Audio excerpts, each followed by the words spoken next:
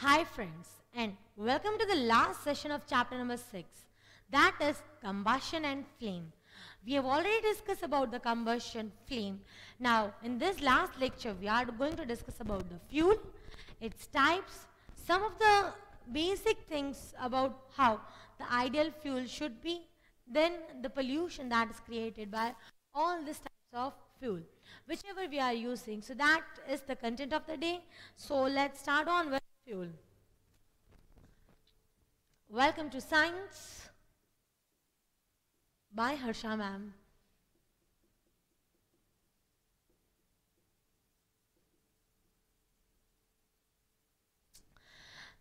Now we are going to discuss what is fuel. Any combustible substance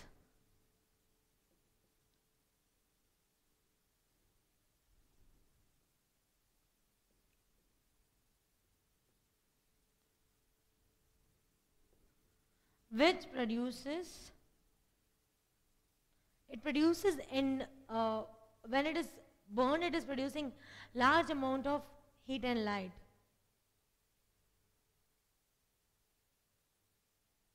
Heat is a form of energy. On burning, it is called as fuel.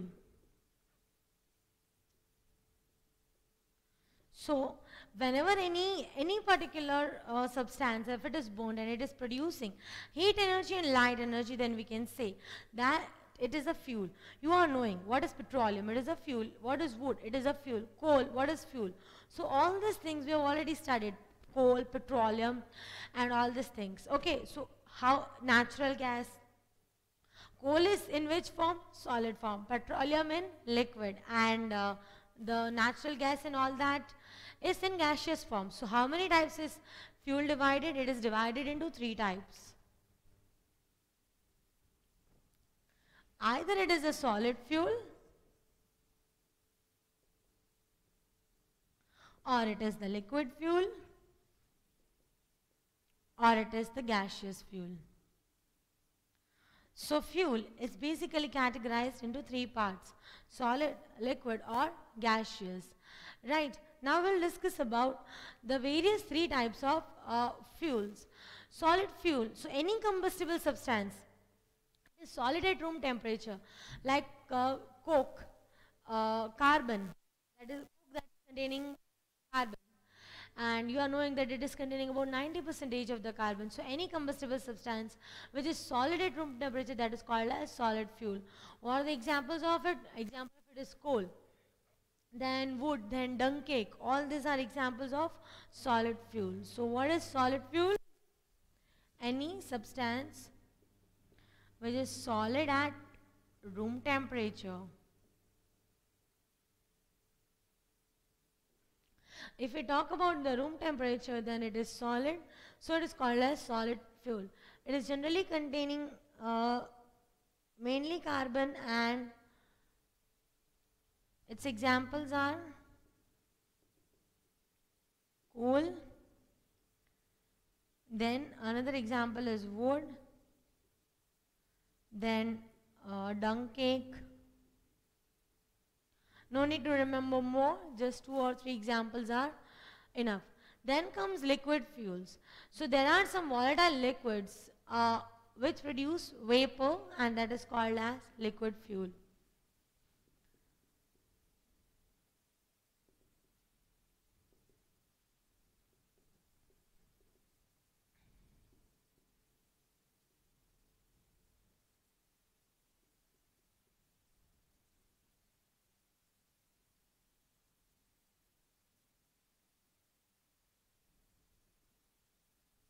The example of liquid fuel is petrol, kerosene. Okay, these are the 2 famous one. Diesel,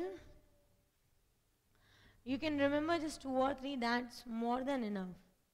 So any volatile matter which is when burnt, it produces large amount of heat and light energy, and that is called as liquid fuel. The last one is the gaseous fuel. There are some combustible substances which are present in the gaseous form at room temperature. What are they called as? the gaseous fuel. Example is the liquefied petroleum gas, LPG, then compressed natural gas, CNG, coal gas, producer gas, water gas, all these gases that we have discussed are examples of gaseous fuel. So what is a gaseous fuel? Combustible gases are called as, all the gases which are combustible, they are called as gaseous fuel. And what are the examples of the gaseous fuel? The examples of the gaseous fuels are LPG, liquefied petroleum gas, CNG, compressed natural gas, then water gas, biogas. So all these are examples of fuels. Very simple topic it is, fuel and its types. Quickly note it down so that we can move further with our next content. That is, what are the characteristics of an ideal fuel? How the ideal fuel should be. Be quick and note it. You have 1 minute.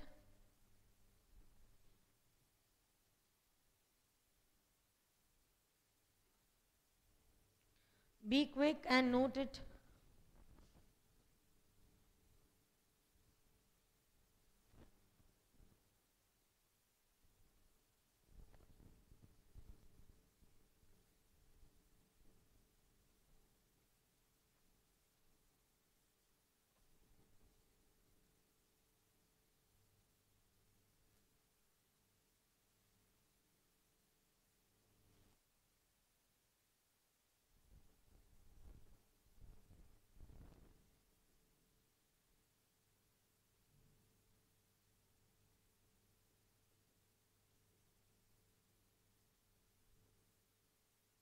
Be quick.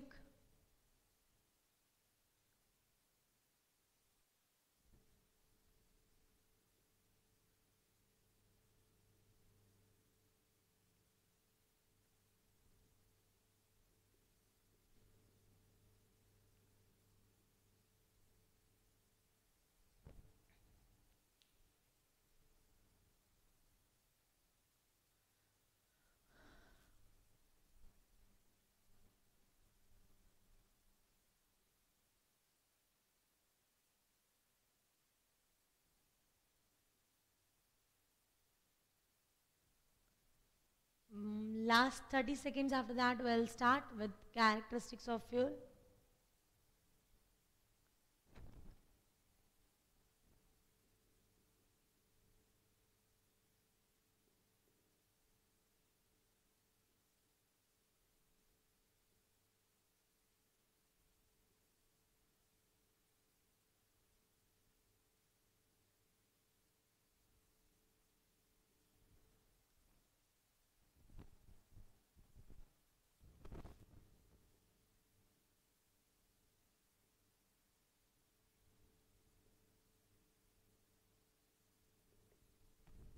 So now let's move further.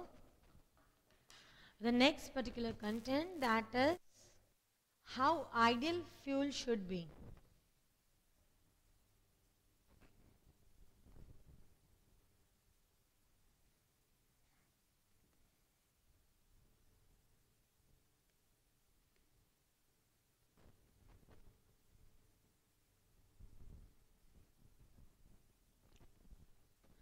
Like for example, if I tell what do you mean by an ideal student? So the definition of an ideal student is, the ideal student will listen to all the things that the teacher is saying and will follow all the rules and regulation, will never be late, will never be late in anything, will do the homework regularly, will do all the fair books, and always punctual, getting full marks in all the subjects. So that are the characteristics of ideal field, which never, ideal student, which doesn't exist. Like there is no possibility that all of you might be getting 100 on 100 marks. That's possible only in nursery. As in how you are getting, coming in the higher standards, you are losing 1 or 2 marks somewhere or the other. I'm not talking about maths, science and some of the subjects like this, but most of you might be getting full marks in maths and science and sometimes in other subjects also. But what I want to say is, it's not possible for you to bring 100 on 100 or 100% marks in all the subjects. So why it is not possible? Does it mean that you are not an ideal student? No. Each and everything is having its own way. In the same way, fuel. Whatever characteristics of an ideal fuel are, it is always not fulfilled by all the fuel. Or we can say the very nice, like we can say the bestest fuel will also not have all these characteristics. Okay, yes, few might be matching like 90%, but not all. So we are going to talk about the thing that is almost least possible. The probability is 0 of getting the ideal fuel, but yet we have to talk. For example, for you, what is the ideal teacher? The teacher like who is working as per your moods, and like she'll try her best to teach all the concepts. So whatever things are taught till day, it should go into your brain every time. So that is somewhat sometimes not possible, because each and every human being is having their own way of teaching, and you cannot adopt each and everything. So even in my lectures, there might be some points that you might have not understood, and I'm getting the queries through doubts that ma'am, I didn't got this point what you taught today in the class, like in the video lectures we saw. So that is the point where you're not getting me somewhere sometimes. So what can I tell about that? So that means that somewhere there is a mismatch, like, so that is how the ideal teacher and ideal teacher, okay, it might be possible, there might be few teachers, but most of the time, somewhere or the other, the person is not up to the mark. So if you're getting doubt, that doesn't mean that the teachers are not teaching properly. They are doing their best only. But the fact is, somewhere like up to your thinking level we have to come. Okay. So that is what ideal thing is. Ideal thing is never ever possible. But then too we have to learn what are the characteristics of an ideal fuel.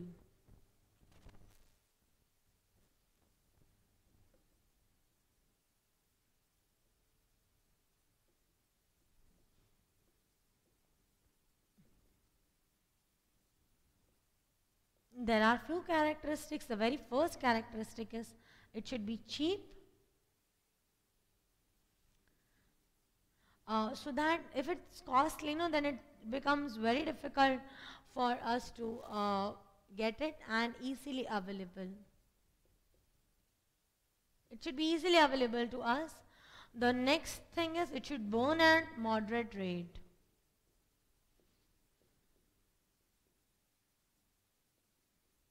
Very quickly it should not burn, so that it will get over. So it should burn also at the normal pace, normal speed. Next is, whenever burnt,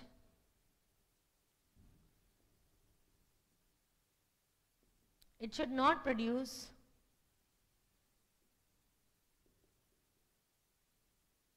poisonous or irritating. It should not produce poisonous or irritating gas. Whenever the ideal fuel is burned, any kind of irritating gas like carbon monoxide, then some other gases which are not at all, which are very harmful to us, and some are poisonous, so that incomplete combustion should never ever get carried out when an ideal fuel is getting burned. The next particular characteristics of ideal fuel is it should leave no residue. Residue means the left out part, anything that is getting left out whenever anything is burnt, then that is called as the residue. That residue should never remain. So it should burn with like no ashes. Nothing should remain. Then next is it should produce, it should have high calorific value. This is the next point.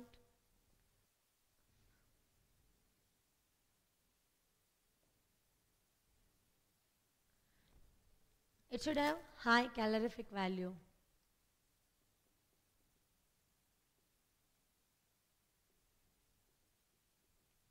What is the meaning of the word calorific value? I have already taught you.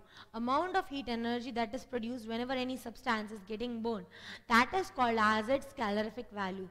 So the amount of calorific value which when burning it is producing, amount of heat energy it is producing when it is burned should be very, very, very high. Next is it should be easily available. It should be like safe, easy to transport. It should be easy to transport and should be safe and convenient while using.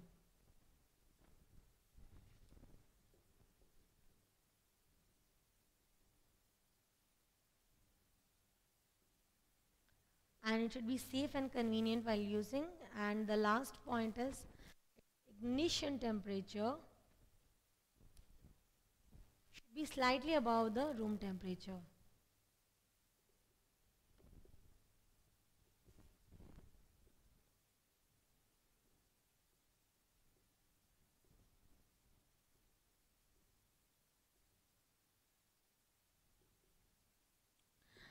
Whatever is the room temperature, little bit more than it, its ignition temperature should be, so that it ignites little bit quickly and it doesn't produce more problems. So that is about the characteristics of ideal fuel. This is how ideal fuel should be. Quickly note it down. After that we'll do the fuel efficiency. I hope you are getting this very simple topic. Should be cheap, it should burn at moderate rate, should not produce any kind of irritating gas, should leave no residue, should have high calorific value, should be easy to transport, and ignition temperature should be slightly above the room temperature. These are the things that we need from the fuel. But do we get it every time? No, we don't get it. So be quick. So only it is called as an ideal fuel. Yes, there are some kind of fuels which almost satisfy 90% of the things, and they are generally categorized as the ideal fuel. But ideal fuel is ideal fuel. You never get it. So be quick and note it. And after that, we'll move further with the next particular content.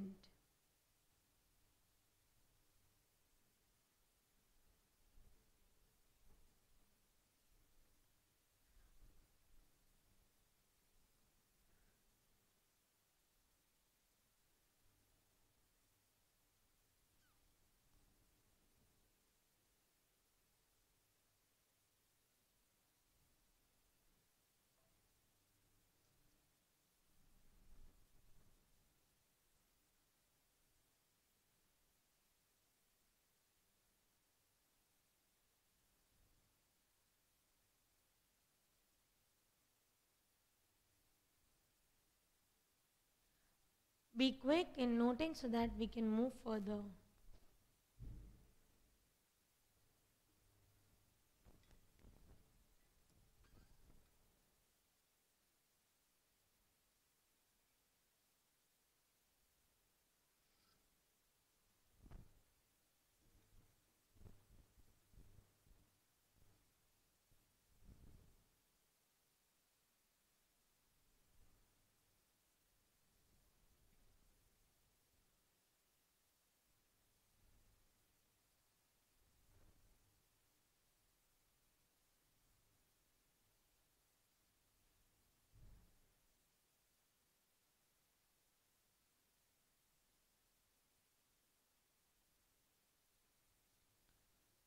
Kindly note it fast.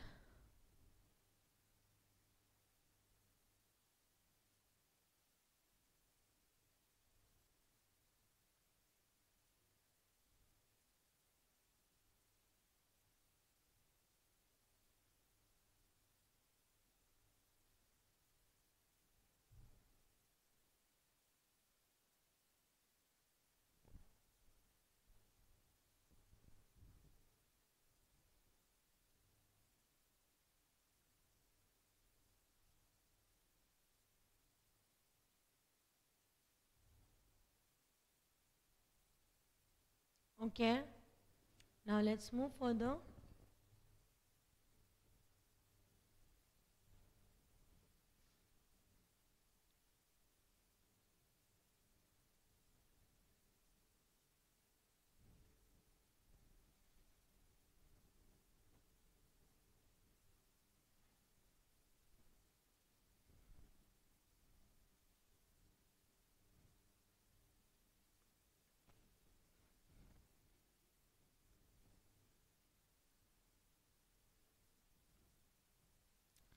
So now let's move further. Calorific value, that is the next topic.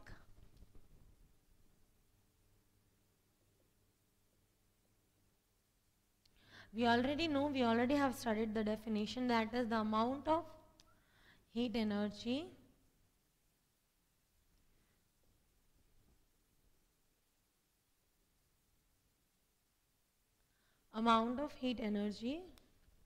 produced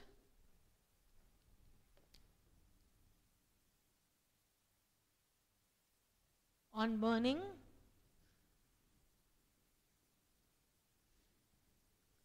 1 kilogram of a fuel is called its calorific value.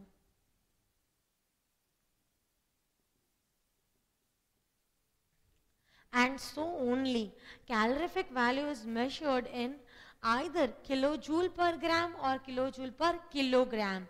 What is the meaning of the word kilojoule per gram?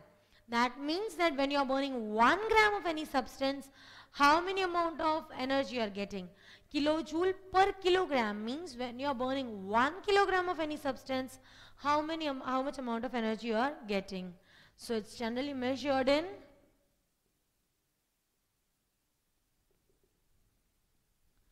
kilojoule per gram or kilojoule per kilogram. So that is how it is measured. You just have to remember the calorific value of three things, one that is highest, one that is lowest, and one which they have given in your book. Highest is of hydrogen and is 150 kilojoule per gram. That means when 1 gram of hydrogen is burned, 150 kilojoule energy is produced. Then the least one you have to remember of dung cake, it's 7 kilojoule per gram. That means when you are burning 1 gram of dung cake, you get 7 kilojoule, and which is the least one. Then you have to remember about the coke, which is given in your book. It's 33 kilojoule per gram. That means when you are burning 1 gram of coke, you get 33 kilojoule of energy. These are the three values that you have to remember. You don't have to remember any other value. So these are values to be by-hearted.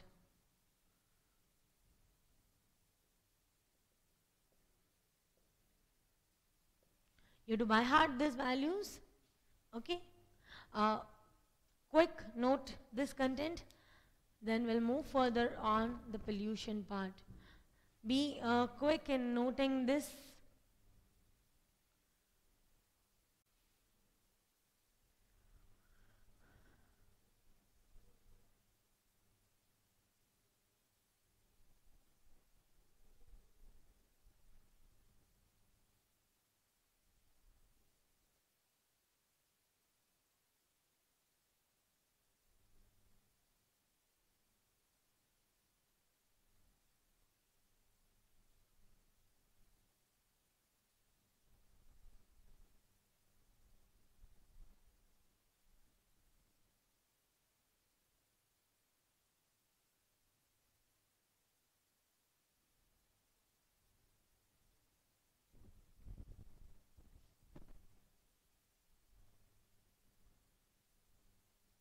Be quick in noting.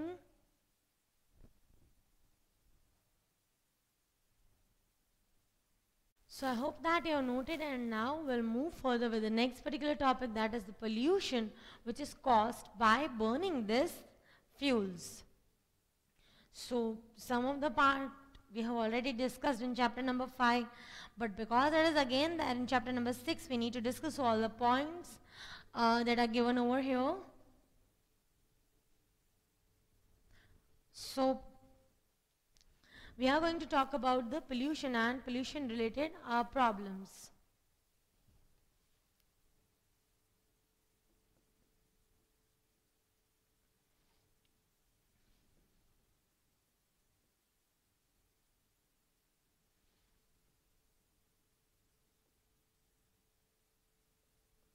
There are various problems that are occurring because of it. Uh, Whenever the carbon is burnt, any particular type of carbon, we are knowing that any hydrocarbon or anything is burning. It produces various type of gases like carbon monoxide, carbon dioxide, and whatever substances, whatever fuels we are having, along with the carbon, it is having sometimes sulfur, nitrogen. Then all these gases, when burned, they are producing some or other type of smoke. Generally, and sometimes if it is in the solid form, then it will leave some kind of ash. So that is again a problem, and it causes air and water pollution. So you know that those substances which create pollution, they are called as pollutants, and these pollutants, when they are moving in the air and water, they are called as air or the water pollutant. So we are going to discuss about some of the air pollutant and their effects. The very first is the dust.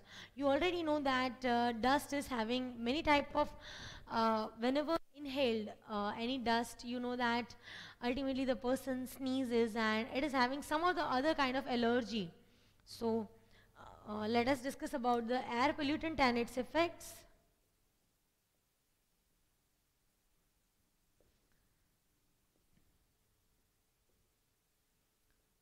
If we talk about dust, then some kind of allergic, uh, it is somewhat allergic, and some reactions that take place are like person starts sneezing after the dust enters into the body. Next is smoke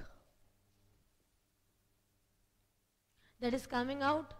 It is causing the respiratory problems.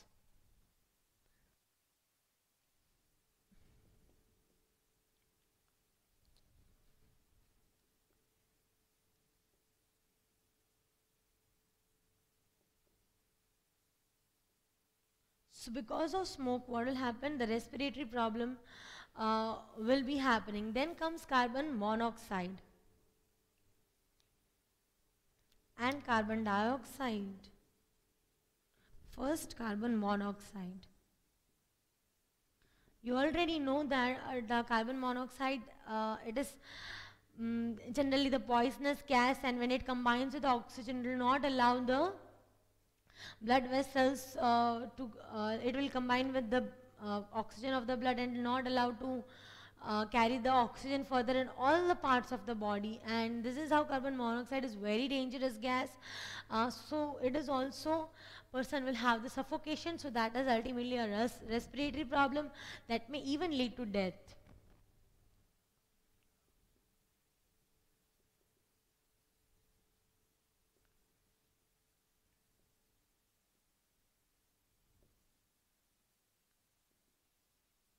Then comes carbon dioxide.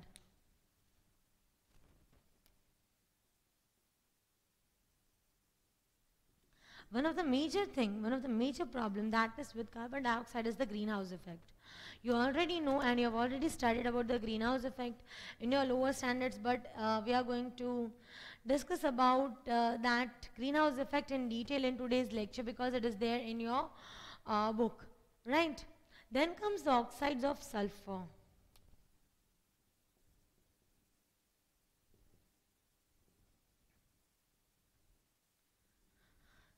Now, what are the effects of oxides of sulfur? It can damage the lungs totally, and whether it is oxide of nitrogen or oxide of sulfur, both of them cause acid rain. It can damage lungs and produces acid rain. You already know, we have talked about the acid rain in our previous session.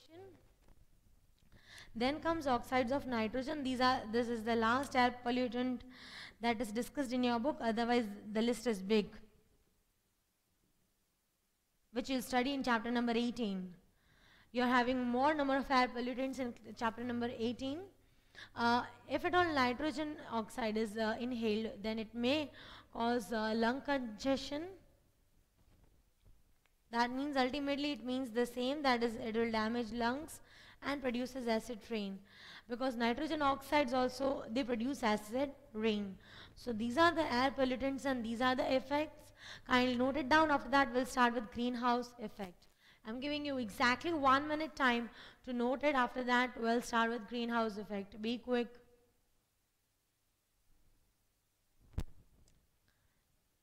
Be quick and note it.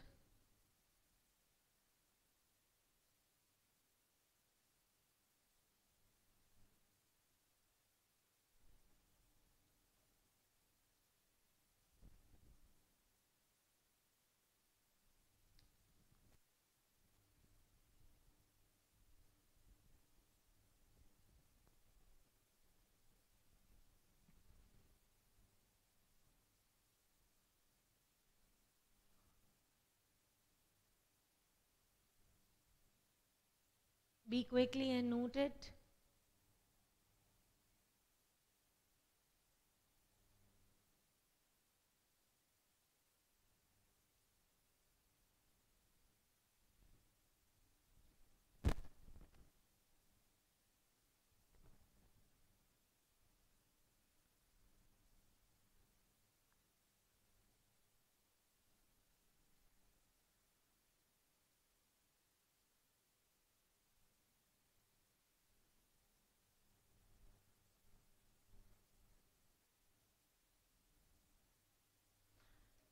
So now let's move further with greenhouse effect. You already know, we have already discussed, but because it is there in this lesson, we have to discuss it again.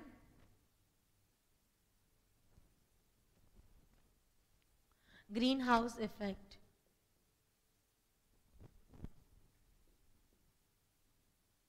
You know that when the carbon dioxide content level increases in the atmosphere, how you are already knowing that we are using the fuels again in very large proportion, and this burning of the fuels will lead to the production of carbon dioxide. So carbon dioxide is a very, like you can say, it is somewhat a dangerous fuel, because if its concentration is getting increased, then what will happen? The temperature globally will increase. Why it is increasing? Because this gas, carbon dioxide and methane, they trap infrared rays that cause heating. So what will happen? Ultimately, there will be rise in temperature globally.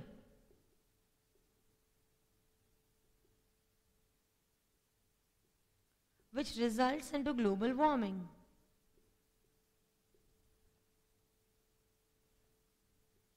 Okay, so the carbon dioxide level increases, the temperature level globally will increase. Why it is happening so? Because the infrared rays that are coming from the sun, they are causing heat, and this carbon dioxide and methane will hold this particular rays, and because they are holding this rays, that there will be rise in the temperature globally, and it will result into the global warming, and this effect is called as the greenhouse effect. Now what are the effects of this greenhouse effect that I am discussing? The causes, the output of it, what happens if greenhouse effect is there, what will be the output because of this greenhouse effect? This greenhouse effect will change the pattern of crop cultivation.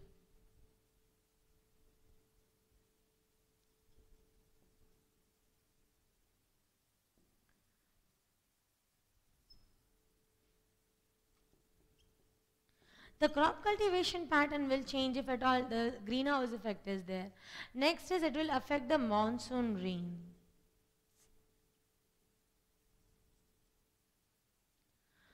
The monsoon rains will get adversely affected if at all there is greenhouse effect. You already know day by day we are suffering this kind of problems, uneven rainfall sometimes and sometimes excessive rainfalls. Okay, next is it will lead to problem that is ice in the polar regions will melt.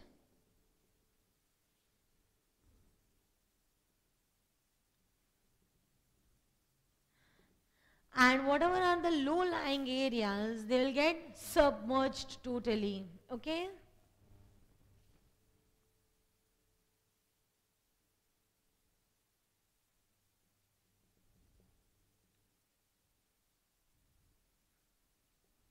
Okay, so what are the output what happens because of greenhouse effect? There will be change in the crop cultivation, the monsoon rains will be affected adversely, and ice in the polar regions, they will melt up, and what will happen because of it? The low-lying areas will be submerged. Quickly note down this. After that, we'll discuss about the carbon monoxide. We have already discussed about carbon monoxide, yet it is there in our book, so we'll discuss it. Be quick. Note this down.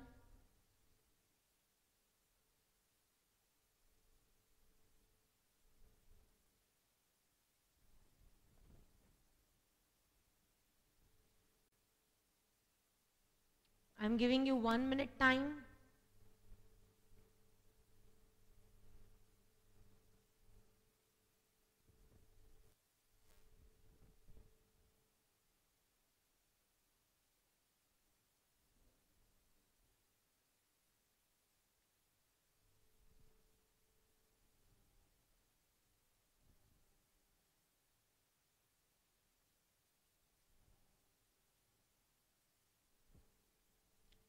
Be quick in noting.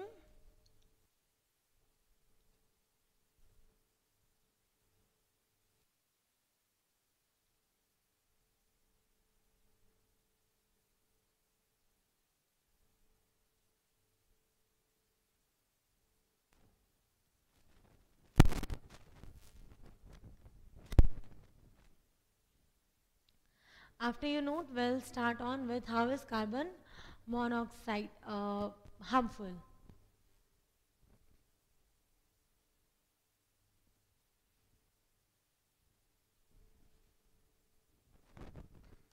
So now let's move further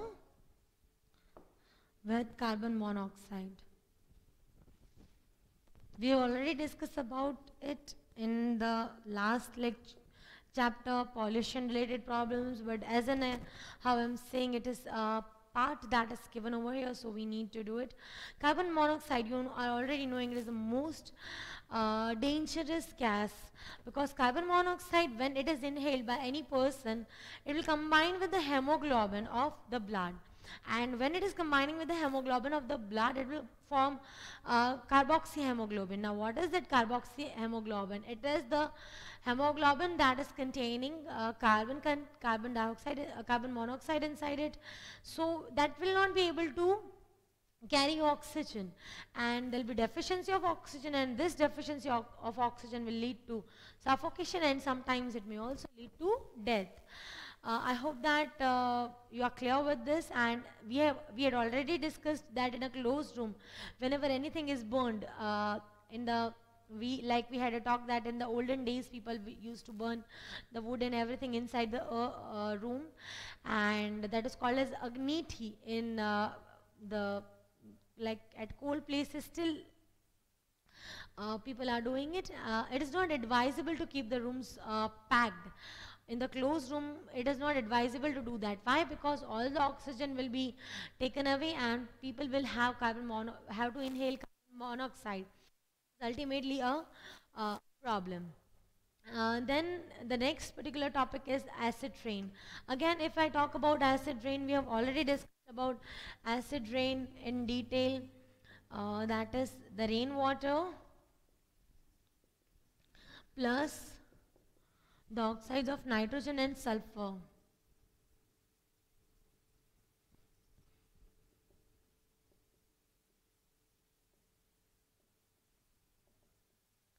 The nitrogen oxides will form nitric acids, the oxides of sulfur will form sulfurous or sulfuric acid. We already had a discussion about how the monuments are getting damaged. Anything is it is very highly acidic, so it is very corrosive. All the metallic structures will be damaged. Then the historical monuments, their marbles, it gets damaged. When all the rainwater, you already know, it goes and combines with the ocean. So when this particular acid rain containing water will combine with the oxygen. What will happen ultimately? The aquatic life will be harmed a lot. All the aquatic plants and the animals that are living inside the water, what will happen to them? Ultimately, they will have problem in breathing because they are carrying the dissolved oxygen. So their life is also in danger. So what should be done? Ultimately, judicious use, that is the proper use is required. Why this uh, proper use is required? The reason is increasing population. The number of people are going on increasing, their demand is going on increasing. Because of high demands, that is rapid industrialization, people's lifestyle is going on, becoming good day by day, and so we are using the petroleum and coal products at a very high rate. Our country is not having that high amount of these resources, so some of the things we are importing from the outside countries. And there is like, mm, it will not remain for more than the petroleum products, if we talk about them, then more than 50 to 100 years, this particular things will not remain with us. So that will lead to energy crisis, and so we need to use the non-renewable resource of energy. How can we use the non-renewable resources? Uh, Whatever are the renewable, non-renewable resources like coal, petroleum, just decrease their use. Okay, and increase renewable energy resources like the resources that are containing heat, that are containing like sunlight, then geothermal energy, wind energy, all these are renewable resources. So we should increase the use of that. Then the engines or whatever the machines are, that they should be made like they are using the maximum output from the fuel. And then all the smokeless things like smokeless stoves and that chulas should be used, so that the more amount of energy is saved. So that's all for the content of the day. I hope that you have understood whatever is in this lesson. This is the last part, that is pollution part, which is quite easy for you, and so only a quick note was done. uh, okay, I hope that you have understood all the content of the day, and that's all for the content of the day. Thank you so much for listening to me, and I hope that you'll continue doing the homework as and how you are doing. If you have not noted this point, quickly note this point about the acid rain. That is, acid rain is rainwater plus oxides of sulfur and oxides of nitrogen. Okay, so that's all for the content of the day. Thank you so much for listening to me. The last part about the acid rain and what should be done to use the renewable resources was already discussed in the chapter before, so a quick glance was taken. I hope you have got content, and in the uh, next particular lecture we'll jump on the next chapter. So that's all for the content of the day. Thank you so much for listening to me, and have a very good day all of you. Bye bye.